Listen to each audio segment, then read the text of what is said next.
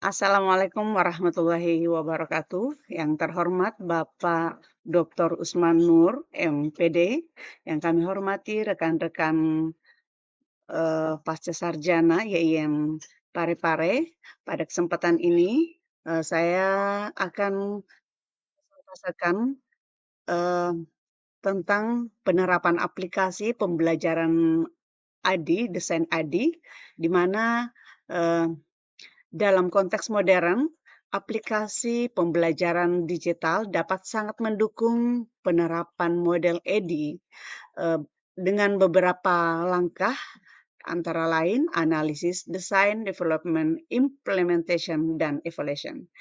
Oke, bagaimana pembahasan selanjutnya? Mari kita simak uraian dalam penerapan aplikasi pembelajaran desain ADI. Akan disampaikan oleh Ibu Mukarramah Mahbub. Kepada Ibu, kami silakan. Ya, baik. Terima kasih moderator atas kesempatan. Pada kesempatan ini saya akan melanjutkan terkait tentang tahapan kerangka berpikir, kerangka pembelajaran terkait tentang ADI. Jadi di sini tertulis pengembangan, namun hakikatnya dia itu terjemahan dari kata development ya. Jadi apa yang dikembangkan pada tahap development ini bertujuan untuk menghasilkan dan memvalidasi sumber belajar yang dipilih. Jadi pada tahap ini ada pengembangan konten dan media pembelajaran yang yang akan dikembangkan. Terlebih dahulu kita siapkan materi pembelajaran. Yang kedua, menyiapkan konten yang sesuai dengan tujuan dan strategi pembelajaran. Yang kedua ini ada media pembelajaran, yaitu mengembangkan media yang menarik dan efektif untuk menyampaikan materi. Selanjutnya pada pengembangan ini ada juga aktivitas pembelajaran di mana di sini merancang aktivitas yang melibatkan peserta didik secara aktif. Nah, pada pengembangan ini fungsinya untuk mengembangkan modul interaktif dan konten multimedia. Ada beberapa aplikasi yang bisa digunakan, yaitu salah satunya yang tertuang dalam slide ini ada Articulate Storyline dan H5P. Jadi Articulate Storyline ini aksesnya itu untuk membuat kurang lebih PPT ya. Dan H5P ini adalah aplikasi untuk mengembangkan model pembelajaran video pembelajaran. Oke, selanjutnya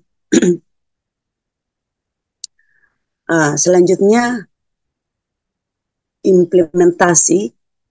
Pada implementasi ini fungsinya untuk menyampaikan materi atau mengelola kelas dan berinteraksi dengan peserta.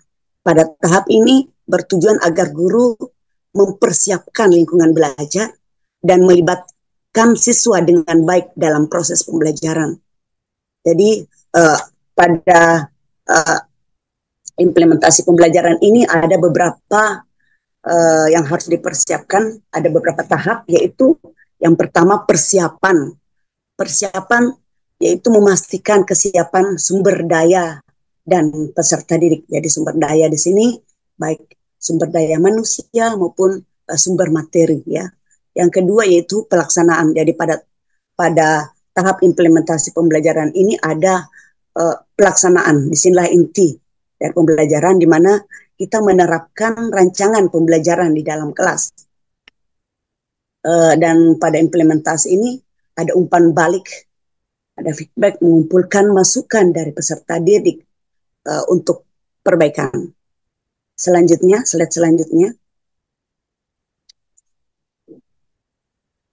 Kalau bisa slide sebelumnya, tadi sebelum membaca aplikasi yang ya, jadi aplikasi yang salah satu aplikasi yang bisa digunakan yaitu di Google Classroom.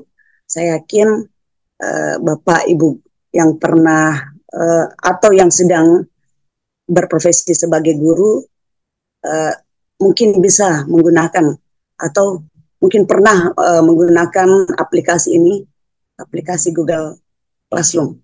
Oke, selanjutnya. Di sini di aplikasi ini guru memberikan materi dan siswa pun bisa mengirim materi. Selanjutnya pada tahap evaluasi, evaluasi ini fungsinya untuk melakukan evaluasi dan mengumpulkan umpan balik dari peserta. Jadi tahap evaluasi ini bertujuan untuk menilai kualitas produk dan proses pengajaran baik sebelum maupun sesudah tahap implementasi. Jadi fungsinya ini, jadi di sini ada beberapa evaluasi pembelajaran, yaitu yang pertama formatif, yaitu menilai proses pembelajaran secara bertahap. Yang kedua sumatif, mengevaluasi hasil pembelajaran secara keseluruhan. Dan otentik, yaitu menilai kemampuan peserta didik dalam konteks nyata. Jadi pada pada tahap evaluasi ini ada beberapa aplikasi yang kami tawarkan, yaitu salah satunya bisa Wordwall, bisa Quizzes, dan Google Form. Oke, selanjutnya. Nah, kayaknya pada slide ini saya persilahkan, saya kembalikan pada moderator. Baik, terima kasih pada Ibu Mukarram Mahbub selaku pemateri yang ketiga. Ya, tapi tidak apa-apa, tambahkan. Baik, saya bisa saya jawab pertanyaan yang pertama. Izin moderator. Ya, silakan, Bu. Ya, baik. Pertanyaan yang pertama tadi disampaikan oleh Ibu Nurlina yang menanyakan bagaimana pendapatnya pemateri, bagaimana cara mengintegrasikan berbagai gaya belajarnya siswa, baik itu dengan gaya belajar visual, auditori, kinestetik, agar proses pembelajaran itu lebih optimal, lebih efisien, ya. Baik, jadi saya yakin ketika kita berada di kelas, kita tidak hanya menjadikan ceramah itu sebagai metode belajar, ya. Bukan karena paling banyak diminati oleh peserta didik adalah dengan cara kita menayangkan video. Jadi bagaimana strategi integrasinya, yaitu gunakan berbagai media. Jadi kombinasikan gambar, video, teks, dan audio dalam satu materi. Pasti saya yakin kita semua kita semua pernah menggunakan slide PPT lewat proyektor, di mana ada video-video yang tayang tergantung sesuai dengan materi yang diajarkan pada saat itu. Dalam video itu ada suara yang jelas, siswa yang dengan gaya belajar auditori akan lebih fokus mendengar suara yang muncul dari video. Begitu pula pada siswa yang dengan gaya belajarnya visual dan kinestetik, di mana dalam video itu ada gambar dan ada pergerakan animasi yang bisa dilihat. Itu dari segi media, ya. Jadi dikombinasikan gambar, video, dan audio. Yang kedua, dari segi metode pembelajaran, gunakan metode ceramah, diskusi, demonstrasi yang jelas tidak bersamaan, ya. Jadi jangan sampai kita jangan mengira bahwa khusus metode ceramah di bagian ini, ya, di kelompok ini, khusus untuk bagian diskusi di bagian ini, ya. Jadi metode pembelajaran yang kita lakukan itu secara bertahap. Misalnya setelah 20 menit pertama kita buka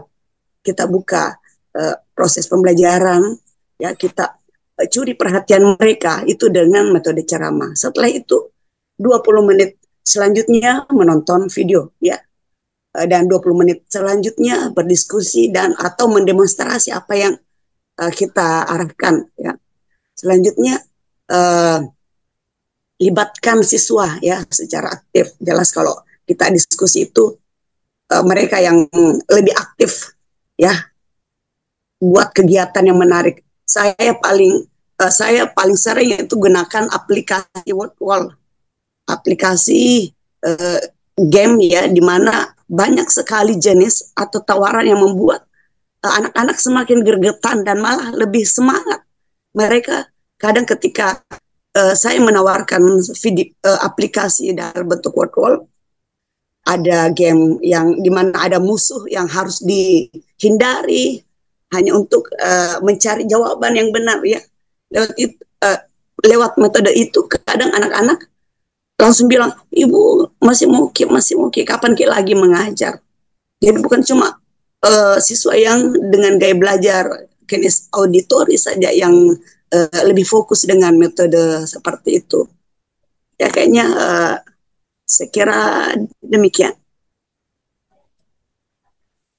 Saya kembalikan pada moderator.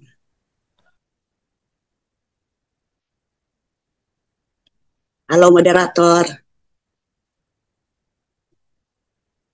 Moderator, di mana Ki?